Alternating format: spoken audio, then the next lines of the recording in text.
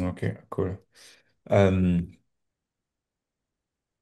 je pense là, nous allons voir aujourd'hui l'incapacité en fait des parents ou bien des mamans euh, en ce qui concerne l'éducation des enfants. Et ce qui est magnifique, bon, tu n'es pas juste parent, mais tu es aussi déjà grand-parent, donc ça veut dire que tu as un très bon spectre là-dessus. Et il dit ça parce que j'ai discuté aussi avec avec une femme, et n'est pas seulement maman, mais elle est aussi grand-maman. Et elle est encore bien jeune. Et déjà de son côté, en fait, elle voit les erreurs qu'elle a commises ou bien les choses qu'elle ne savait pas concernant l'éducation des enfants. Ce qui fait qu'elle a donné à ses enfants une certaine éducation comme tout le monde le fait. Donc, l'enfant va juste à l'école et puis on dit juste apprends, apprends, apprends, apprends. Et on force, on pousse, on force, on force. Tu dois faire ci, tu dois faire ça. Ce qui fait que les enfants se rebellent à un certain niveau. Et là maintenant, elle, en tant que grand-maman, elle a des petits-enfants, ils sont encore bien jeunes. Et elle essaie en fait de se rattraper au niveau de ses petits-enfants, mais ses enfants ne lui donnent pas la chance ou bien ne lui laissent pas la possibilité de le faire parce qu'ils se rebellent en fait un peu contre elle. Et c'est vraiment intéressant de voir cet aspect-là. Voilà pourquoi j'ai dit c'est quelque chose que tu as aussi sûrement une très bonne perspective là-dessus parce que tu n'es pas seulement parent, mais tu as aussi déjà ta deuxième génération que tu vois. Et c'est quelque chose en fait, euh, comme nous disons toujours, il n'y a pas d'endroit en fait sur, où un individu pourrait aller et vraiment apprendre en ce qui concerne la parentalité. Il n'y en a pas. Et je discutais aussi avec avec une autre maman, Joyce, et elle m'expliquait comment, pour elle, malgré son bac+5, elle n'avait aucune idée de ce qui concerne la parentalité ou bien aucune idée de comment même vivre sa propre vie. Mais elle avait un bac+5. Et c'est quelque chose que Mhm. beaucoup de parents ou bien il y a des personnes qui vivent vraiment cette situation-là où on est parent, on a même fait des études universitaires, bac+3, bac+5, mais cependant, on ne sait même pas comment gérer sa propre vie ou bien on n'a pas une bonne confiance en soi, une bonne estime de soi. Et ce qui est vraiment intéressant dans tout ça, c'est ces parents-là, quelque part, ils ne savent pas comment l'exprimer, mais ils ont ce ressenti-là que quelque chose manque avec l'école. Mais étant donné qu'on n'a pas en fait d'autres alternatives, on n'a rien, on fait juste comme on a toujours fait. Il y a donc ce trou-là qui ne fait que se creuser, où le parent est bloqué, c'est compliqué d'éduquer l'enfant, on ne sait pas quoi faire, juste parce qu'on n'a pas en fait, il n'y a pas un cours, il n'y a pas un programme, il n'y a rien en fait qui aide vraiment des personnes, surtout des mamans, à devenir parents. Donc c'est quelque chose que je pense que nous pouvons euh, aller un peu plus en profondeur là-dedans, déjà concernant ce problème-là que ces parents-là vivent. C'est parce que tu peux déjà aussi dire là-dessus. Oh, mais c'est un sujet. C'est vrai qu'on a déjà abordé quand même ce sujet.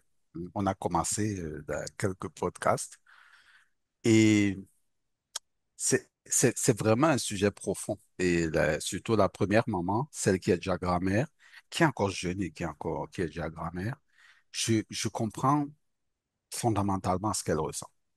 Ok, je comprends fondamentalement. C'est normal que tu dises que euh, tu es déjà grand-père et tout et tout. Et je comprends ça fondamentalement. Et il y a un certain élément, un ensemble d'éléments sur lesquels il faudrait vraiment revenir pour clarifier le truc, pour avoir euh, de la clarté dans cette histoire. Et déjà, la première chose que je dirais, c'est que oui, comme cette maman qui est déjà grand-mère, la chose qui nous est arrivée, elle et moi, et certainement beaucoup d'entre nous, c'est que nous avons été éduqués par mimétisme. C'est-à-dire que on imite ce qui a été fait. C'est-à-dire sans avoir de réelle base sur lesquels on va, on va aller se fonder. Hum, L'éducation était automatique. C'est-à-dire, bon, ok, mon père a fait comme ça, je fais comme ça. Ma mère a fait comme ça, je fais comme ça. Et ce n'est pas...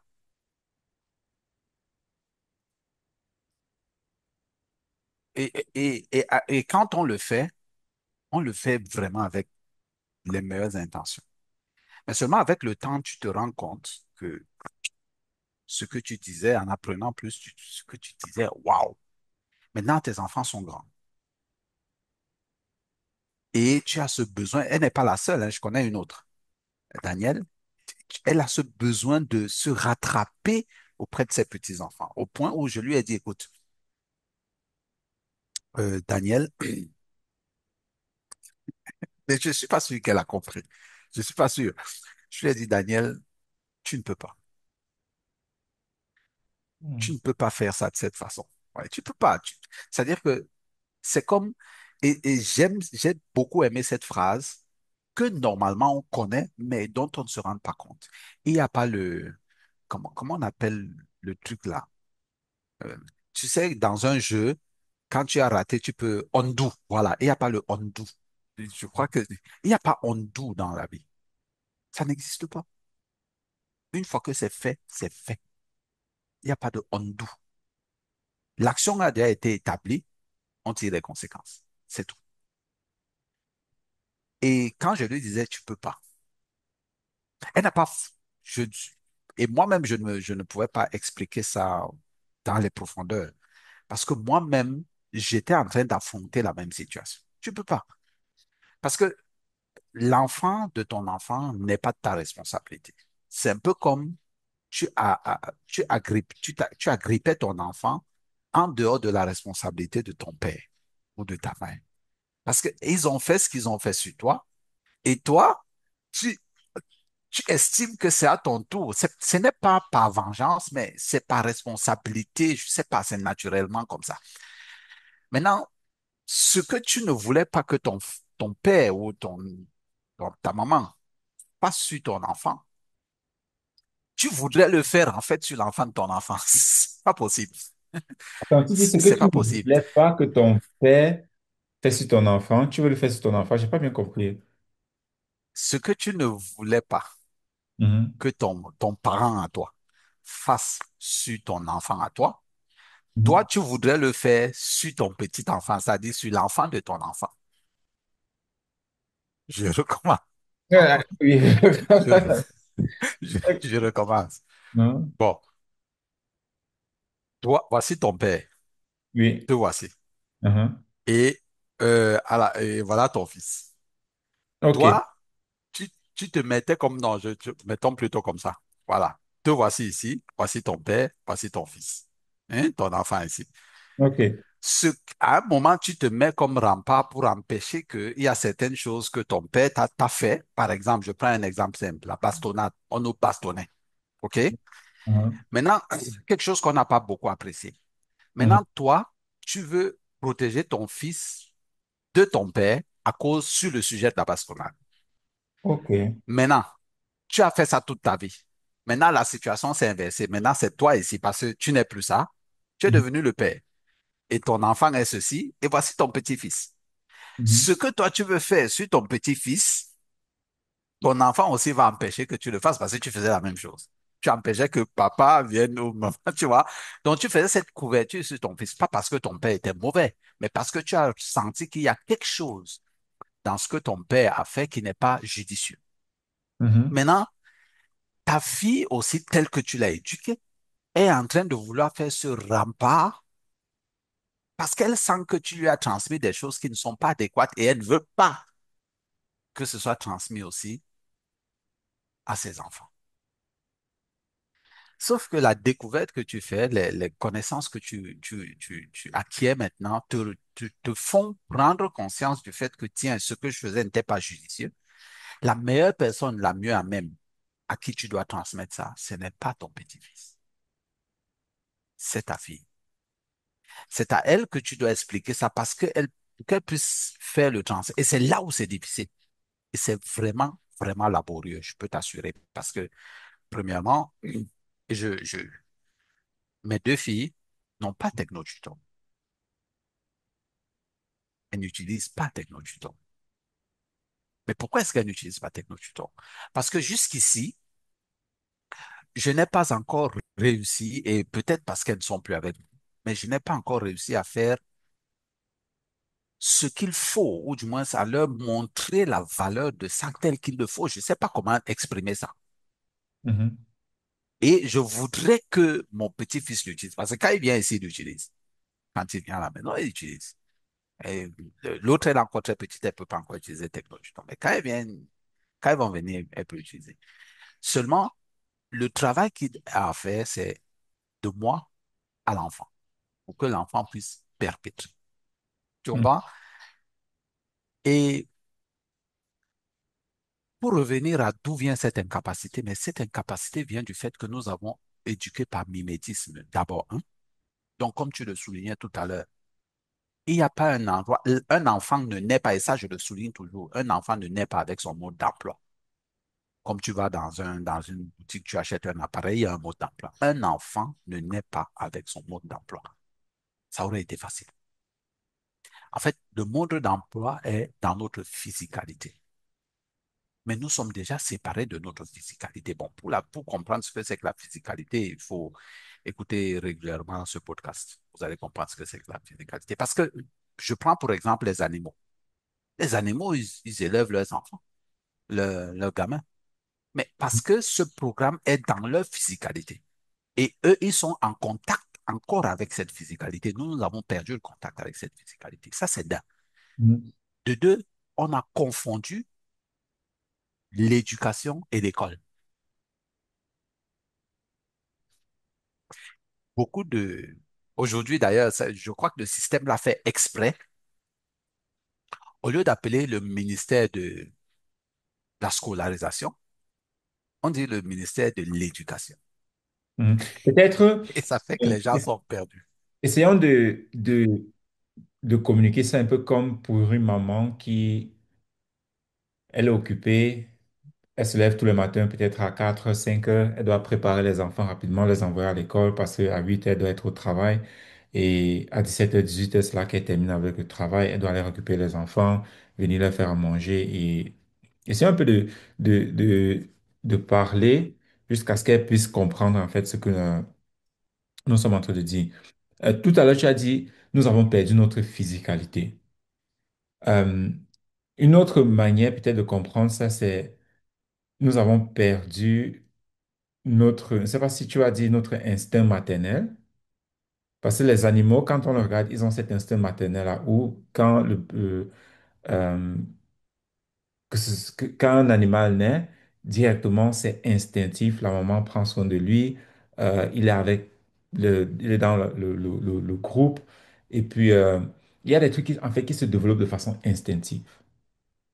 Mais de notre côté, alors, d'une part, tu as dit nous avons perdu notre physicalité, et on peut aussi peut-être comprendre ça comme cette maman-là qui, si je prends de nouveau cette maman-là qui, elle-même, on l'a éduquée que, ah, va à l'école, euh, tu dois avoir des diplômes de telle sorte que tu puisses travailler plus tard. Donc, ce qui fait que elle se lève tous les matins, peut-être à 4 5 heures, elle doit préparer les enfants, elle doit les envoyer à l'école, et ensuite elle-même, elle doit aller travailler. Quand elle revient le soir, elle doit faire manger, elle doit peut-être, si elle a un peu de temps, elle s'assoit un peu à la table avec les enfants pour essayer un peu de les apprendre quelque chose. Donc, ce qui fait que elle est constamment seulement en train de courir derrière son emploi de temps. Elle n'a plus du temps pour elle-même, elle n'a plus du temps pour ses enfants. Et c'est une partie, cela, qui lui sépare en fait de vraiment c'est quoi la réalité, parce qu'elle n'est plus connectée en fait avec la réalité. Elle n'est pas connectée avec ses enfants, elle n'est pas connectée même avec son mari, elle n'est pas connectée avec la vie en fait, parce qu'elle est constamment seulement en train de courir derrière des activités, le boulot, le travail. Elle est constamment seulement en train de courir derrière quelque chose. Donc, c'est déjà d'où vient cette séparation de la physicalité que Didier est en train de mentionner. Ou bien, qu'est-ce que tu dirais? Oui. Alors, mais j'irai même plus loin. Parce que toi, tu as pris juste le cas. Je vais. Pourquoi est-ce que les mamans ont de plus en plus cette appréhension à l'éducation. Tout à l'heure, je disais qu'on l'a, nous-mêmes, on a été éduqués par imitation, sans réelle fondation basique. Ça veut dire que depuis notre enfance, depuis notre jeune âge, on observe comment est-ce que nos parents étaient en train d'éduquer leurs enfants. Et ça a une incidence dans notre formation, dans notre façon de faire. Mais c'est pas seulement nos parents, notre entourage aussi ont cette incidence dans notre, donc, ont cette incidence dans notre façon de percevoir l'éducation de l'enfant. Alors, quel est le rapport avec la physicalité ici? Quand tu regardes un animal, dans son ADN, dans le plus profond du programme qui est installé à l'intérieur de lui, il sait comment faire. Quand cette période arrive, ce programme se déclenche et automatiquement, il élève ses enfants. Chez nous, ce programme existe, sauf que ce programme a été saturé par des mauvais programmes, par des programmes inadéquats, je vais utiliser le terme, par des programmes inadéquats que nous avons copiés depuis notre naissance dans notre entourage. L'un des programmes inadéquats que nous avons copiés, par exemple, c'est que l'éducation, c'est d'envoyer l'enfant à l'école. C'est un programme tellement inadéquat, mais on l'a tellement répété, répété, répété, répété qu'il a obscurci le programme naturel qui est à l'intérieur de nos cellules. Parce qu'il a pris sa place. On a répété l'action à tellement de fois et on l'a vu autour de nous. Qu'est-ce que nos parents nous disaient? Va à l'école, va à l'école, va à l'école, va à l'école, va à l'école. Et le rythme qu'elle a, se réveiller à 6 heures, préparer les enfants, faire ceci, c'est un rythme qu'elle a copié, que nous avons copié de nos parents avant nous. Donc, on a appris par mimétisme l'éducation. On n'a pas appris de notre être intrinsèque que nous connaissons. Mais ce mimétisme s'est tellement accumulé, ça obscurcit donc le programme physique qui est à l'intérieur de nous, qui nous commande comment, ou bien qui nous guide dans la façon d'éduquer nos enfants. Maintenant, le pire, le pire, c'est que nous avons fini par accepter que c'est de cette façon qu'on éduque les enfants. Même si nous voyons qu'il y a quelque chose qui ne va pas. Je prends un exemple. Beaucoup de parents savent aujourd'hui que l'école n'est pas une garantie de succès pour leurs enfants. OK? Peux-tu un Ils peu, savent. peux-tu un peu parler cela pour comment est-ce que toi tu as vécu cela? Bien. Mhm. Donc, décris cela avec ta propre expérience de comment est-ce que tu as vécu cela. Moi, c'est justement par imitation. C'est-à-dire, quand je parle de ce que moi j'ai fait. Comment est-ce que j'ai éduqué les enfants? Par imitation et avec le besoin de ne pas reproduire des incongruités, certaines incongruités que j'ai subies de mes parents. Mhm. Et pour moi, le process était celui-là. Tu te réveilles très tôt le matin, tu fais en sorte que les enfants se préparent ou bien tu dis euh, tu dis à madame, ou du moins tu t'arranges avec madame pour que les enfants soient prêts et puis toi, tu dois courir au travail, tu dois t'occuper de... C'est-à-dire que j'avais cette vie-là. Le matin, je dois me réveiller pour aller au boulot. Le boulot, la meilleure façon d'éduquer des enfants, c'est de les envoyer à l'école. Et puis, quand ils rentrent quand on rentre à l'école le soir, on regarde les devoirs. Et puis, on essaie de surveiller leur comportement de façon sporadique parce que tu n'es pas tous les jours avec lui. Mais quand tu es avec lui, tu dis non, on ne fait pas ça, on ne fait pas ça. On ne dit même pas pourquoi on ne fait pas ça, quels sont les... Donc, on fait exactement comme nos parents ont fait. C'est comme ça qu'on éduquait les enfants. Non, on ne fait pas ça, on ne fait pas ceci. Bon, ok, va à l'école. Qu'est-ce que tu es même parti apprendre à l'école là-bas? Mais pourquoi tu es bête comme ça? On ne vous apprend rien à l'école. Tu vois, c'est c'est cette imitation que nous transmettons. Mhm. Mais quelque part, à l'intérieur de toi, tu sens que il y a quelque chose qui ne va pas. Peux-tu un peu décrire cela? Mais Peux-tu un peu décrire ce oui, sentiment-là que toi, tu es parent, tu envoies tes enfants à l'école, mais quelque part, tu as ce sentiment-là qu'il y a quelque chose qui ne va pas. Peux-tu un peu aller dans ça? par exemple, je viens de le dire tout de suite. Mhm. Comment tu es bête comme ça? On t'apprend rien à l'école. En fait, cette réaction vient souvent d'un comportement particulier de l'enfant. Pas forcément de ses connaissances mathématiques ou géographiques ou non, mais d'un comportement qu'il a aligné. OK? Mais on ne comprend pas que ce n'est pas à l'école, en fait, que cette correction doit se faire. Parce que c'est possible qu'il a ramassé ce comportement à l'école, mais c'est beaucoup plus possible aussi qu'il ait ramassé ça de toi. Et Oui. comme ce comportement t'est... Mais Oui, avant, comment est-ce que toi, tu décrivais cela? Parce que maintenant, si, bon, la façon dont tu as te décrit ça, c'est avec les connaissances que tu as développées aujourd'hui. Mais avant, avant, comment je faisais ça? est-ce que tu voyais cela et quand tu, avant, mais tu disais quelque chose qui ne tient pas avec l'école, comment est-ce que tu interprétais cela et comment est-ce que tu essayais peut-être de... Ouais, comment est-ce que tu vivais cela avant, tout simplement, ouais. Non, je vivais seulement cela avant de façon que fais de ton mieux. Continue à améliorer quelque chose. Il y a quelque chose que tu dois améliorer. Travaille mieux, fais mieux. Bats-toi comme tu peux, mais tu peux faire mieux. Mhm. OK? Tu peux Ouais. faire mieux. C'est-à-dire que je n'allais pas jusqu'à dire que c'est l'éducation elle-même qui était un problème. Non, je ne suis pas allé jusque-là. Mhm. C'est-à-dire que je n'arrivais pas à comprendre. Mais c'est comme ça que j'ai été éduqué. Qu'est-ce qui marche? Qu'est-ce qui ne va pas? Mhm. Mais pourquoi ça a réussi à passer? Donc, je ne mettais pas la main sur le fait que, bon, cette émotion était là. Je sentais qu'il y a quelque chose qui ne va pas. Mais tu Mhm. ne peux pas hein, factuellement toucher ça. Et là, quand tu disais fais mieux, améliore-toi, là, tu voyais ça comment? Comme si c'était la faute à l'enfant qui était têtu, qui n'écoutait pas, qui n'arrivait pas à suivre le rythme? Ou bien quand tu disais tu peux faire mieux, c'était en fonction de quoi? Ou bien, ouais. Alors, en termes d'éducation, je me disais faire mieux à moi-même. Comment est-ce que je peux mieux faire? Comment est-ce que je peux arriver à ce que mes enfants puissent faire comme ceci? Ça, c'est un travail que je faisais dans ma tête. Mais Mhm. maintenant, quand je m'adressais à l'enfant, je lui demande que, mais tu peux faire mieux. Tu vois, je lui disais que, mais pourquoi tu fais la chose de cette façon?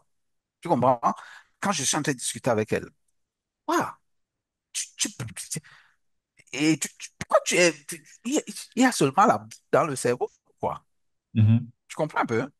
Ouais. Donc, un, une approche, l'approche que moi j'utilisais dans ma tête, c'est que je voyais qu'il y a quelque chose qui marche pas.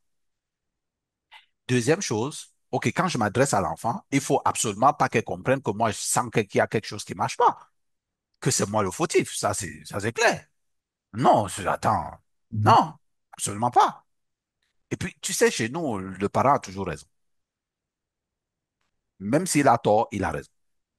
Donc, j'ai gardé ça à moi, même si à certains moments, je leur disais que non, je faisais le maximum pour ne pas être cette personne répréhensible, la repoussante, ou bien cette charismatique, ce charisme que le parent, quand le papa arrive, tout le monde fuit. Non, j'ai Mhm. jamais été comme ça. Tu vois, j'étais beaucoup plus convivial, j'étais beaucoup plus. Mais il y a des choses dans lesquelles non. Et ici, là, je garde ça pour moi. Mhm. Quoi par Quand je exemple? me reproche quelque chose, Tu as comme je viens de te le dire, un exemple d'une situation qui s'est un, passée où tu vois bien que, OK, peut-être tu es en erreur, mais tu as voulu maintenir cette position-là de papa ou bien d'autorité. alors, est-ce qu'il y a un exemple qui me vient en esprit directement? Non, peut-être au fur et à mesure qu'on va parler, un exemple va venir, mais je ne vois pas Mhm. là directement un truc. Voilà, voilà. C'est très stupide. C'est très... Est-ce que... Non, c'était pas... Non, là, c'était juste une interprétation, non. C'est pas ça.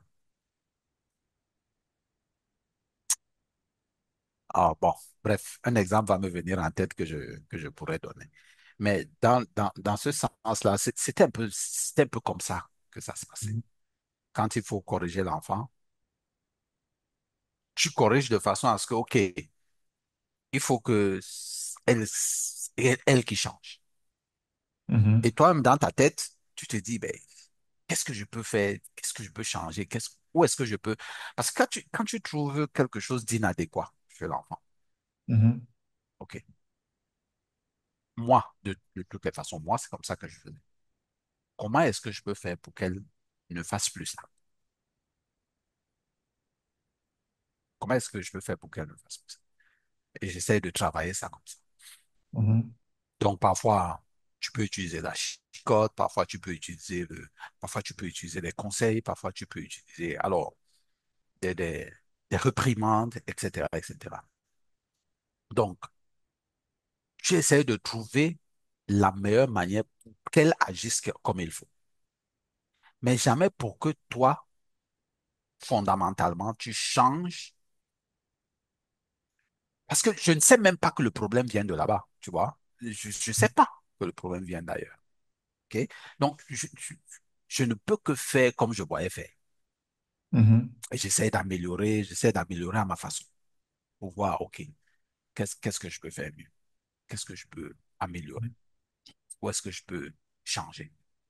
Et pour toi, dans ces moments-là, en tant que parent, surtout quand tu vois l'enfant faire quelque chose, dans ta tête, tu essaies de dire, mais tu essaies de trouver, de réfléchir, trouver des solutions sur comment faire pour aider cet enfant-ci à faire ce que tu as fait bien les choses. Mais cependant, quand tu communiques à l'enfant, c'est parce que tu n'arrives pas à trouver comment faire pour l'aider à faire cette chose-là. Tu sais, tu dois faire mieux, tu peux mieux faire, tu peux bien faire, ou bien pourquoi tu es stupide comme ça. Et pour toi, c'était quoi en fait la peur ou bien euh, surtout le fait de vouloir maintenir cette autorité-là je suis le parent ou bien mais si l'enfant s'il n'arrive pas à faire, qu'est-ce qui va se passer ou bien comment est-ce que les gens vont voir ça ou bien qu'est-ce qu'elle va devenir? C'était quoi en fait qu'il y avait à côté ou bien derrière euh, de ta part si tu parviens encore à t'en souvenir? Non, non, je parviens là, je sais très, très bien parce que je m'en fous de ce que les gens disent. Mhm. C'est j'ai toujours été comme ça. Bon, maintenant, ce qui comptait le plus pour moi, c'est comment elles peuvent être meilleures, comment elles peuvent mieux faire, comment elles peuvent devenir. Et pourquoi? Pourquoi c'est quoi pourquoi c'était présent? Pourquoi c'était présent? Parce que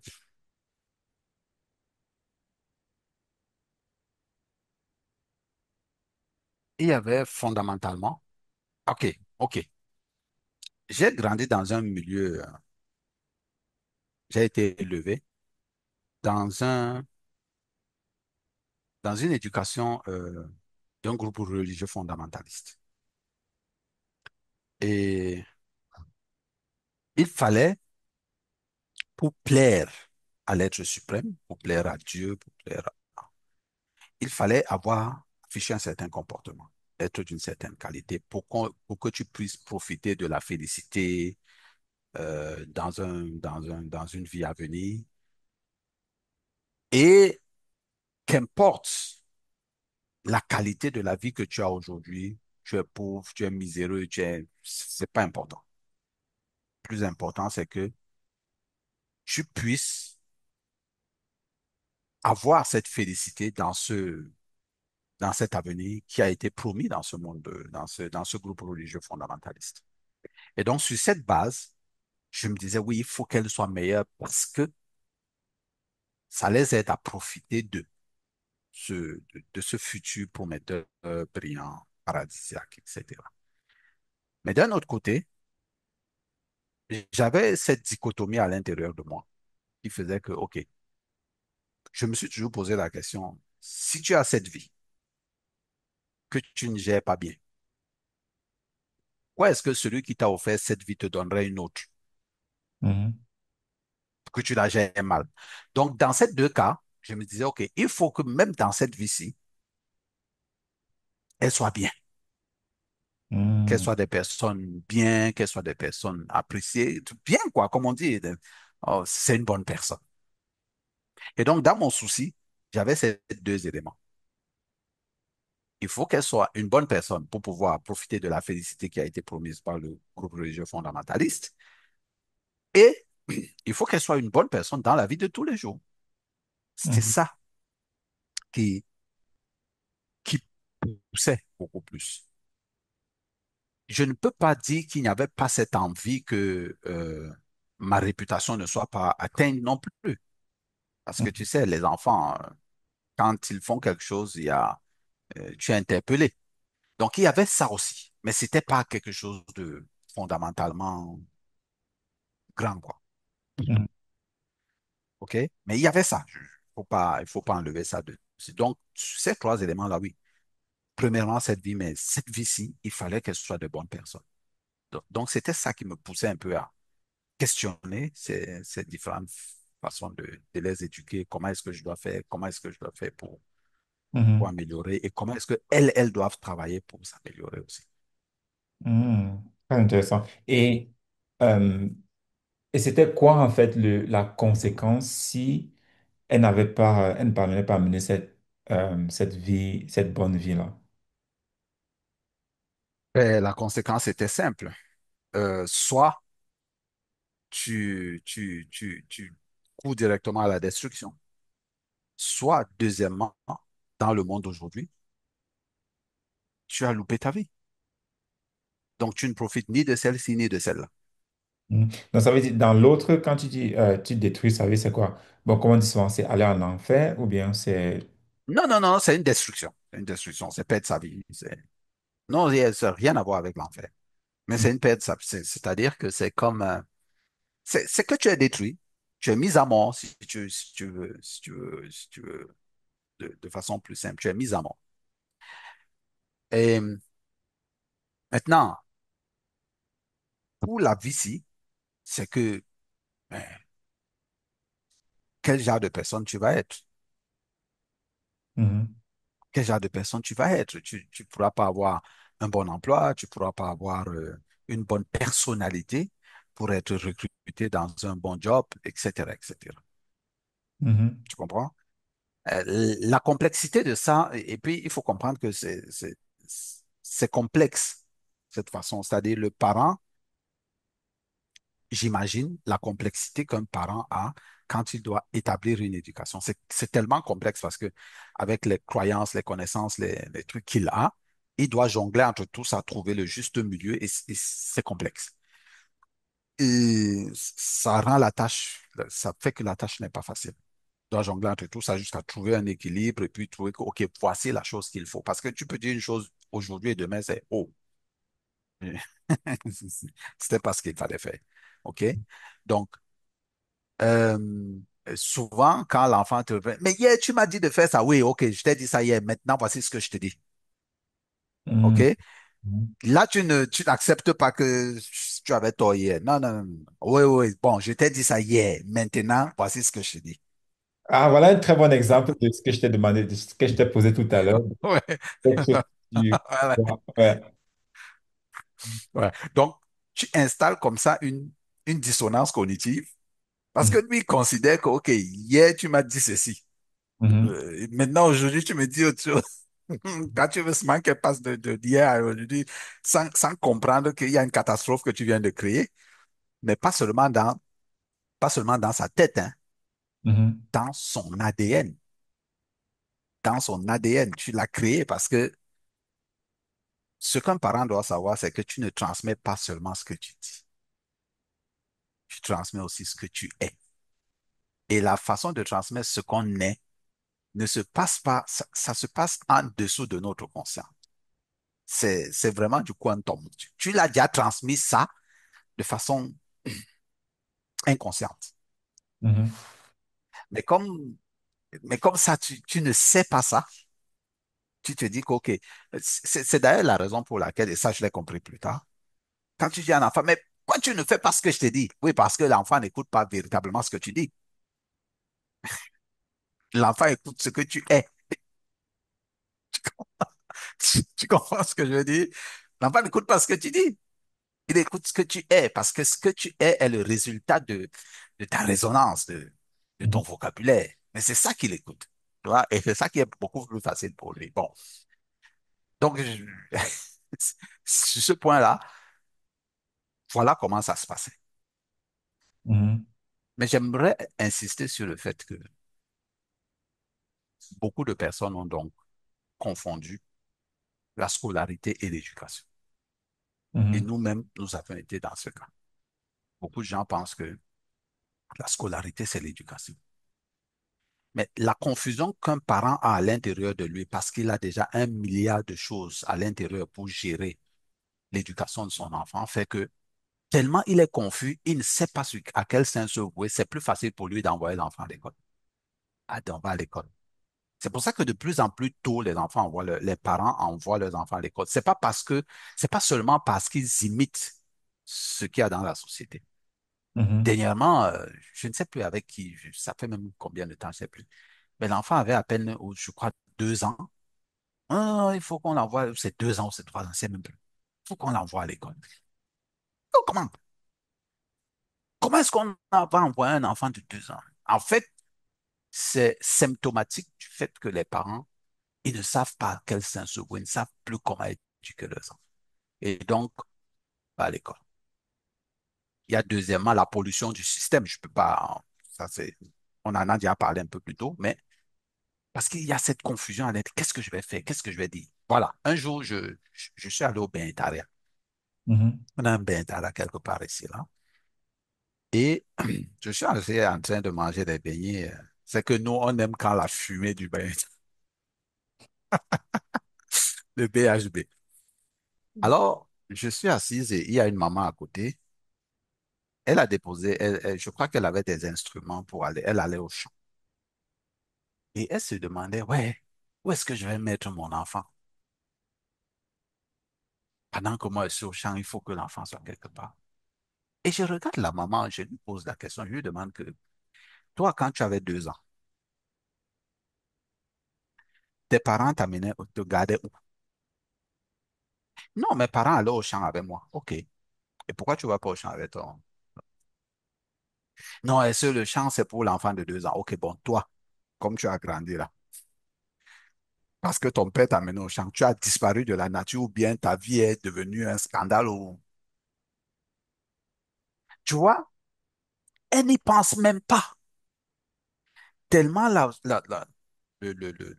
le système les a conditionnés que la meilleure façon d'éduquer son enfant à 2 ans, c'est de l'envoyer à l'école. Donc, c'est déjà conditionné comme ça dans le mental. Mais c'est aussi symptomatique du fait qu'elle ne sait pas quoi faire.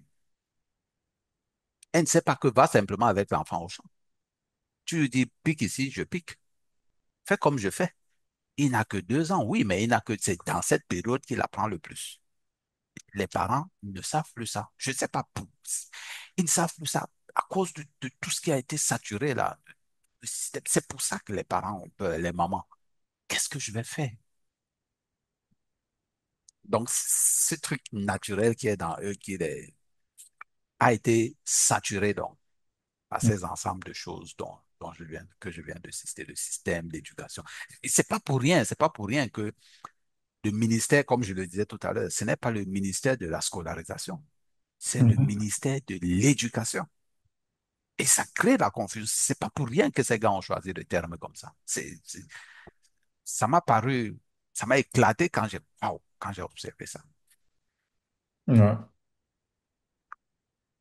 Et malheureusement, avec l'accélération des choses, le problème devient de plus en plus pressant. Surtout, comme tu as dit,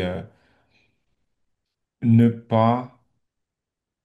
On sent qu'il y a quelque chose qui ne va pas, mais de l'autre côté, on ne sait pas ce qui ne va pas. Et euh, on protège son enfant de ses parents parce que soi-même, on a vécu des expériences avec nos parents qu'on ne veut pas que nos parents font cela sur nos enfants. Ce qui fait que, quel qu'en soit ce que nos parents disent, on ne veut même pas écouter parce que on ne veut pas retransmettre ce que le parent transmet à nous, à nos enfants. Et quelque part, ça accélère encore le problème parce que si ton enfant ne t'écoute plus, ça veut dire qu'il ne peut même plus prendre des conseils de toi. il ne peut plus prendre des conseils de toi. Ça veut dire que l'enfant ne peut plus prendre des conseils de son parent ou bien ouais, de ses grands. Bon, la génération précédente est majoritairement, on peut énormément apprendre d'elle. La raison pour laquelle un parent éduque son enfant, c'est parce il développe une certaine expérience et il transmet dans cette expérience-là à son enfant. Ça veut dire que si l'éducation s'est tellement mal passée que l'enfant ne veut même plus rien avoir à faire avec son parent, ça veut dire que toutes les connaissances que le parent a pu accumuler avec le temps, cela va complètement disparaître parce que l'enfant n'est plus, il ne veut plus rien savoir parce que, Réceptif. ouais, à cause de tout ce qui s'est passé avec son parent. Et c'est ça que, ouais, nous vivons aujourd'hui énormément, ce qui fait que même en tant que grand-parent, quand tu vois les erreurs que tu as fait avec tes enfants et que tu essayes de vouloir corriger, eux, ils sont complètement bloqués parce que eux, à l'intérieur d'eux, en fait, ils ont toujours le vécu qu'ils ont eu avec toi. Et par conséquent, le message, c'est extrêmement difficile. Et je trouve ça vraiment très intéressant, comme tu as dit. En fait, un grand-parent qui remarque tout cela, il ne doit pas essayer d'appliquer cela sur ses grands-parents, sur ses grands-enfants, mais C'est beaucoup plus petit-fils. sur ses petits-fils, mais beaucoup plus déjà rétablir le dialogue avec ses enfants. Et ça, c'est Ouais. vraiment très important. Et ayant vécu cela donc, avec tes enfants, et maintenant, être dans la situation où avec tes petits-enfants, tu vis une autre aspect en fait de l'éducation. Jacques, qu'est-ce que tu pourrais dire est le regret d'un parent qui est un peu dans une situation comme ça, qui a raté certaines choses en fait, ou bien qui n'a pas bien fait certaines choses en fait, ou bien qui ne n'a, il n'y avait pas la connaissance, il n'y avait pas la connaissance. Bon, ton microphone il est bloqué. Ok. Dans un parent qui n'avait pas cette connaissance-là et qui est déjà dans cette position-là, parce qu'aujourd'hui, nous avons de jeunes filles qui deviennent mamans mais qui vivent ou bien qui traversent cette situation sans trop comprendre en fait ce qu'elles sont en train de vivre ou bien ce qu'elles sont en train de traverser. Et déjà pour toi, quand tu regardes aujourd'hui, qu'est-ce que tu peux dire sont les choses que tu regrettes, que tu aurais aimé soit différemment et comment est-ce que tu vis ça? De telle sorte qu'un parent qui est aujourd'hui, qui vient d'avoir son enfant, puisse voir à quoi s'attendre s'il ne fait pas les choses de façon différente. Question un peu trop longue, Alors, mais je sais pas. non, non, non, non, je comprends parce que c'est pas, Mhm. ce n'est pas une seule chose qui entre dans ta question. Il y a tellement de choses. Bon, la première des choses que je dirais,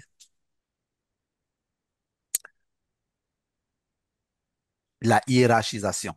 La hiérarchisation est quelque chose sur laquelle il faut travailler.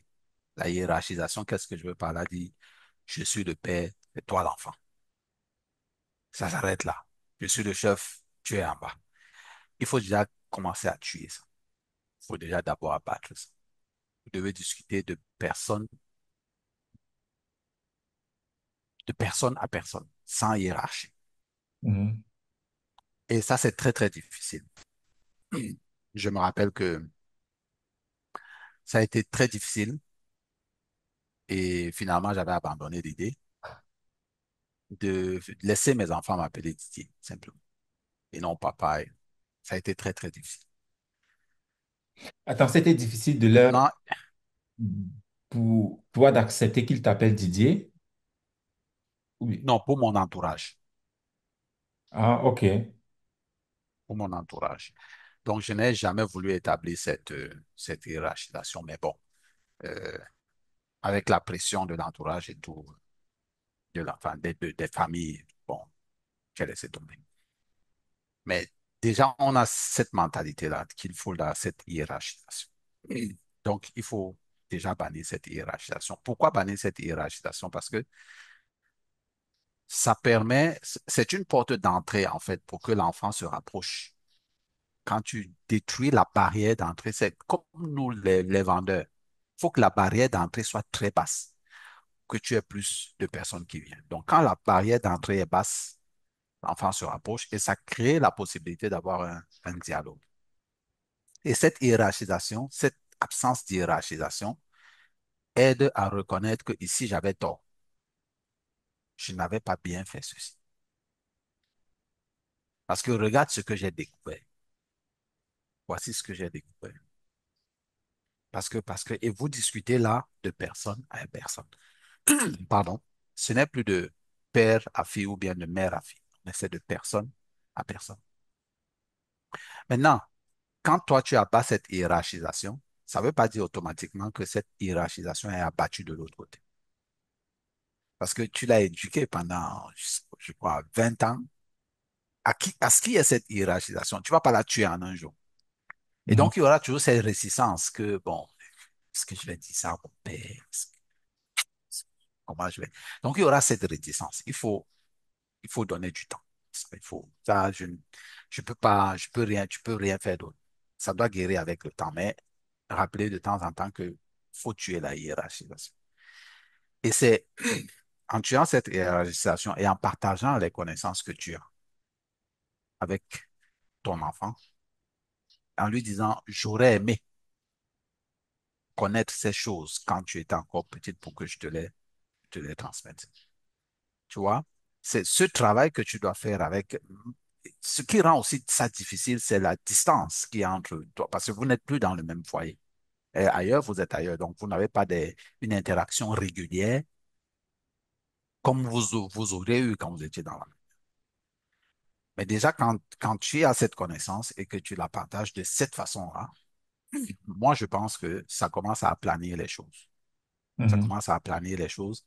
Mais ça ne veut pas dire qu'il faut édulcorer, c'est-à-dire diminuer, diluer le message que tu veux transmettre, ou bien minimiser les erreurs que j'ai faites pendant que, OK, j'ai appris que des connaissances que je vous transmets, je les transmets à partir de mon ADN. Ça veut dire qu'il y a des bêtises que je vous ai transmises. Il ne faut pas édulcorer ça. Il ne faut pas minimiser ça. Il faut qu'on va, ah, elle a ce genre de comportement parce que c'est sûr, je lui ai transmis ça.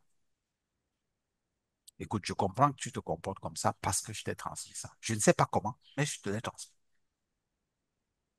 Donc, ce partage d'informations permet qu'elle-même aussi elle se rende compte que, ah tiens, si je ne fais pas attention, je vais transmettre ça aussi à mon enfant. Donc, en fait, en pensant que je protège mon parent, je protège mon fils de mon parent, ça va passer d'une autre façon. Ça va trouver une méthode pour passer, tu vois. Je te prends un exemple simple, la fessée. La fessée. J'ai énormément encaissé de la fessée. Elle n'a pas été, j'ai pas transmis ça avec cette ampleur à mes enfants, non. J'ai diminué. J'ai j'ai divisé par 10, même par 100 même, la quantité que moi j'ai reçue. Mais ça n'empêche pas que ce n'était pas quelque chose d'adéquat. Il faut pas le faire. Parce que pourquoi on fait, c'est parce qu'on n'a pas ce qu'il faut pour transmettre la connaissance à l'enfant que ne fait plus ceci. Et c'est parce qu'on ne sait pas que s'il le fait, c'est qu'il l'a copié de nous ou de quelque part. OK, s'il ne l'a pas copié de nous directement, il l'a copié de quelque part. Mhm. Et maintenant, le lui transmettre de cette façon. C'est un exemple simple et c'est une chose que j'ai dit à mes filles dernièrement. Voilà, voilà. Lui-même, on l'a tabassé et voilà, lui-même, il tabasse les autres. Exactement. Même si, et l'image est parlante. Tu vois, dans cette image, lui, il a reçu beaucoup de coups. OK? Mais dans l'autre, c'est un seul. Il essaie de diminuer au fur et à mesure, mais en fait, la diminution n'enlève pas euh, la gravité du truc. Mhm. C'est pas parce que j'ai diminué que c'est pas grave. Tu vois, c'est pas parce que j'ai diminué la quantité que c'est pas grave. Et je leur ai dit ça dernièrement. Oh, j'aurais aimé apprendre ces choses plus tôt que je n'ai jamais eu à vous faire une fessée, à vous soumettre à la chicotte. Ça, c'est une des choses que je regrette le plus. Si j'avais su ça, si j'avais compris ça avant, j'aurais jamais fait une chose pareille. Jamais. Donc, tu admets ça hein, et tu leur dis, écoute, mon vœu, mon souhait, c'est que tu comprennes que la bastonnade ou la fessée, c'est une chose extrêmement mauvaise et qu'il ne faut pas le faire à l'enfant. À partir du moment où tu sens que tu veux fouetter l'enfant, ça veut dire qu'il y a quelque chose que toi, tu ne connais pas ou que tu n'arrives pas à exprimer ou à expliquer. Parce que c'est une façon c'est un exutoire de ton émotion. C'est un exutoire, la fessée là, c'est l'exutoire d'une émotion que tu n'arrives pas à canaliser, donc canalise-la. Trouve pourquoi est-ce que cette émotion est venue et puis travaille là-dessus. Donc, moi, c'est, pour prendre juste ce cas, c'est comme ça que moi je dirais. Il faut Mhm. casser la barrière d'entrée, enlever la hiérarchisation et maintenant partager ses connaissances avec sa fille. À partir du moment où elle veut, si elle ne veut pas, bon, elle est fermée, elle est fermée. Tu ne peux pas faire autrement. Et tu continues petit à petit, tu continues petit à petit, et puis un jour, ça va s'ouvrir et puis ce sera le boulevard. Ouais. Non, ça c'est vraiment magnifique. Euh, Parce que quelque part, et surtout comme tu l'as dit avec l'éducation des enfants, c'est malheureusement la seule chose que c'est presque impossible de se corriger. C'est pas impossible, mais c'est presque impossible de undo ou bien de complètement annuler en fait ce qu'on a fait. Tu peux pas te lever un matin et puis tu dis, OK, c'était une erreur et puis directement tout disparaît. Donc, c'est malheureusement la chose la plus délicate en ce qui concerne l'éducation des enfants. Et, et je trouve ça vraiment magnifique que tu en parles parce que quand on est parent, surtout quand on a encore des enfants ou bien qu'on a son premier enfant, on a ses enfants, surtout qu'ils sont encore jeunes, on a toujours l'impression que non, eux, ils sont uniques, ils sont différents des autres. Pour eux, leur éducation sera complètement différente. Tout va complètement bien se passer. Ce sont mes enfants, je les adore, je les apprécie, je suis prêt à tout pour eux. Mais on ne s'en rend pas compte, en fait, de ce que nous-mêmes, on ne connaît pas, des problèmes qu'on aura, dont on va faire face. Et pire encore, la propre éducation que nous-mêmes, nous avons reçue. Et il n'y a vraiment aucun parent là dehors qui a pris la peine de vraiment déjà travailler sur soi, s'éduquer pour changer en fait l'éducation que lui-même il a reçue. Ce qui fait qu'on se dit juste que non, ça va aller, ce sera différent. Pourquoi? Parce que c'est notre enfant, c'est une partie de nous et on le dit parce qu'on veut vraiment le meilleur pour cet enfant-là. Mais cependant, étant donné que nous-mêmes, nous n'avons pas reçu le meilleur, nous transmettons juste ce que nous avons reçu. Et par conséquent, Yes. c'est plus tard qu'on s'en rend compte que on n'a pas fait les bonnes choses. Et très majoritairement, il est déjà trop tard. Ce n'est pas impossible, mais c'est extrêmement difficile. Parce que là, vous avez affaire à un enfant qui, quelque part à l'intérieur de lui, il, voyez-le avec vos propres parents. Vous voyez l'attitude que vous avez avec vos propres parents. Vous avez dit, oui, j'adore mes parents. Oui, nous tous, nous adorons nos parents, mais il y a énormément de choses que on ne veut pas avoir à faire avec nos parents. C'est ça qui montre en fait que nous avons énormément des choses où nous reprochons à nos parents. Ça ne veut pas Beaucoup, dire que, beaucoup, beaucoup. ça ne veut pas dire que tu n'aimes pas ton parent. C'est c'est cet amour inconditionnel accompagné avec la douleur, le mal, la haine, la frustration, la colère. C'est tout ça dans un paquet en fait. Ce qui fait qu'on apprécie énormément son parent, mais certaines choses, on ne veut même pas en parler à ses parents. Certaines choses, on ne veut pas le faire avec ses parents. certaines discussions, on ne veut, on exclut son parent, en fait. Et quand on vous demande pourquoi, vous allez juste dire, ah, il n'y a pas de mots, en fait, pour exprimer cela. On dit, non, ah, j'aime pas parler des choses comme ça à mon parent. Je dis que non, laisse ça, laisse ça, laisse ça. Donc, tout ça, ce sont des signes, en fait, que il y a des choses où nous n'étions pas d'accord avec l'éducation que nous avons reçue. Et par conséquent, on préfère ne pas faire telle ou telle chose avec son parent. On préfère ne pas avoir telle ou telle conversation avec son parent. Ça, ce sont les conséquences, en fait, de l'éducation qu'ils nous ont donnée. Donc, c'est vraiment important pour toi, déjà, le parent, d'analyser cela et de t'en rendre compte que si soit tu ne prends pas une aide ou bien si tu ne changes pas les choses déjà pour toi-même, tu vas juste reprendre le même schéma avec tes enfants.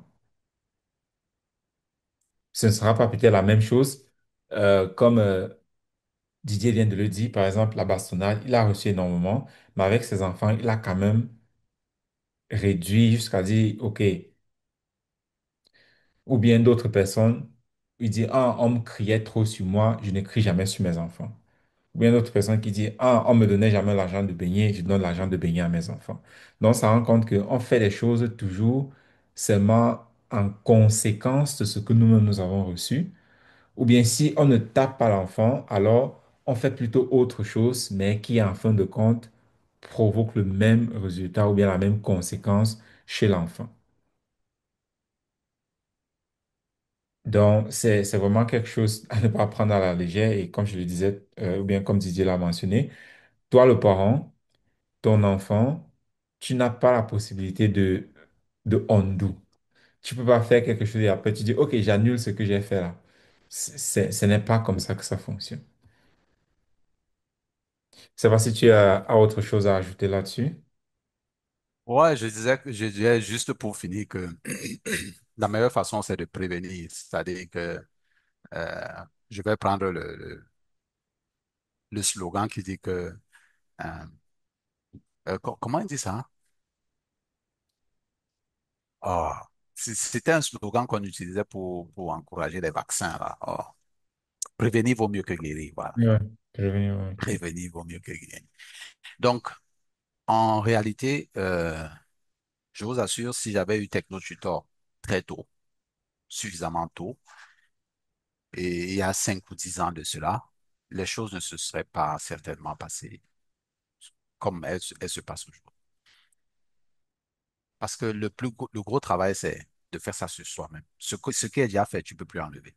On peut plus. On peut, peut-être pas trop tard, c'est tard, mais ça n'empêche pas que tu peux faire un certain travail pour corriger un ensemble de choses. Et le plus important, comme je dis, c'est de prévenir. Donc, il faut utiliser ton technotutor pour nettoyer déjà. Parce que même si maintenant tu prends connaissance de ces choses et que tu n'utilises pas ton technotutor, la transmission que tu vas faire ne sera que mentale. Ce sera juste une information pour une autre.